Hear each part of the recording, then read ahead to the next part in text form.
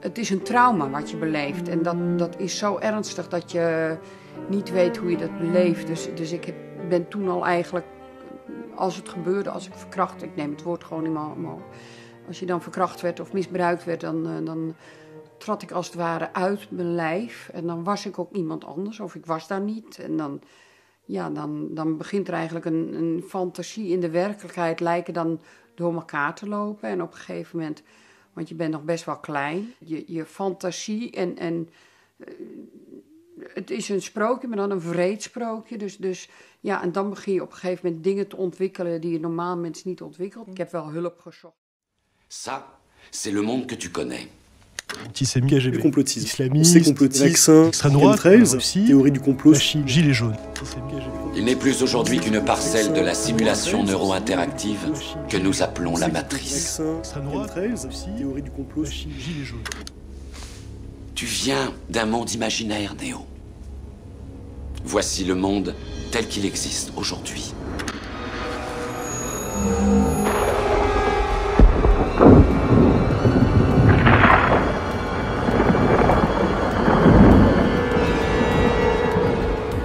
Bienvenue dans le désert du réel. Nous disposons uniquement d'informations fragmentaires, mais nous avons une certitude.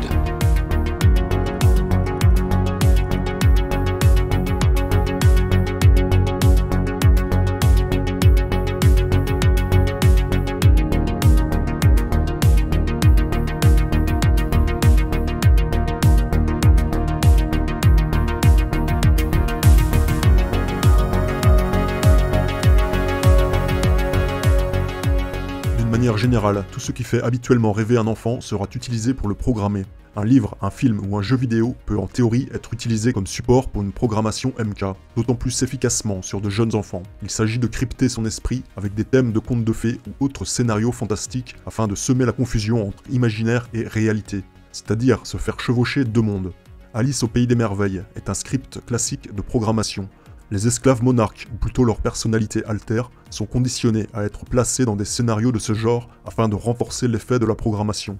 Dans Alice au pays des merveilles, la petite fille doit suivre le lapin blanc qui lui permet d'accéder à des endroits mystérieux et normalement inaccessibles. Dans le cadre d'une programmation MK, ce lapin blanc est une figure importante. Il représente le maître ou le programmeur qui hypnotise sa victime ou l'incite à se dissocier de la réalité pour accéder à un monde alternatif lors des tortures.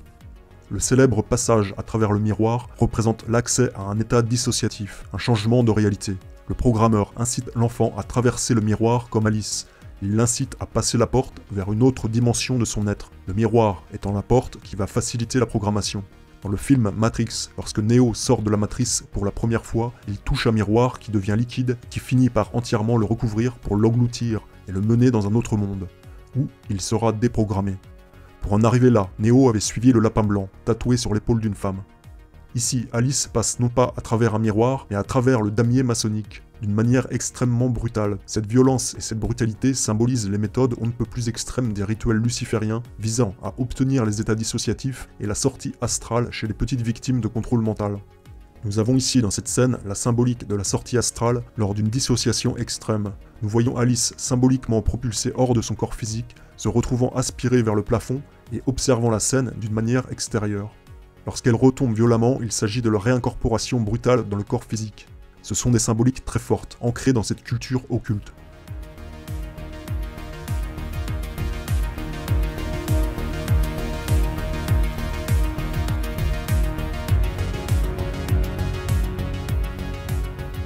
Dans Le Magicien d'Oz, le sujet se dissocie de la réalité en allant au-delà de l'arc-en-ciel, somewhere over the rainbow, quelque part au-delà de l'arc-en-ciel, c'est-à-dire en allant au-delà de la terreur et de la douleur grâce à la dissociation. L'horreur devient alors un rêve, la réalité devient une fiction, et le monde imaginaire devient la réalité.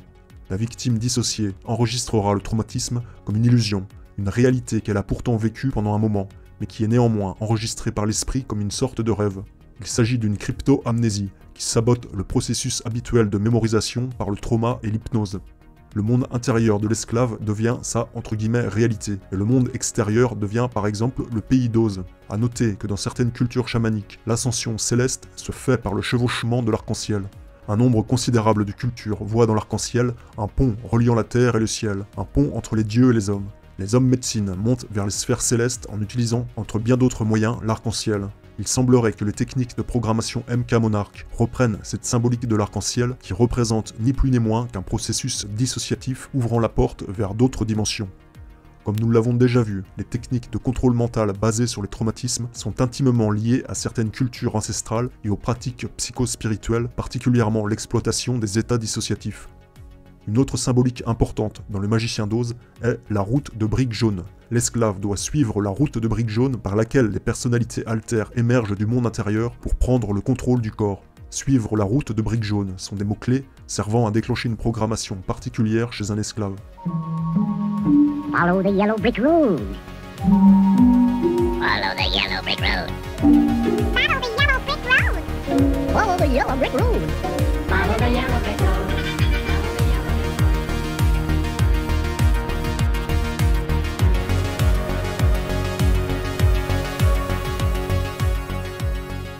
Dans le film Disney Retour à Oz, une scène particulièrement troublante est la rencontre entre Dorothy et la sorcière Mombi, qui n'est autre que l'infirmière en chef de l'hôpital psychiatrique. Dans cette scène, nous voyons la sorcière amener Dorothy dans une salle remplie de têtes de femmes, rangées en rang derrière des vitrines et observant du coin de l'œil la petite.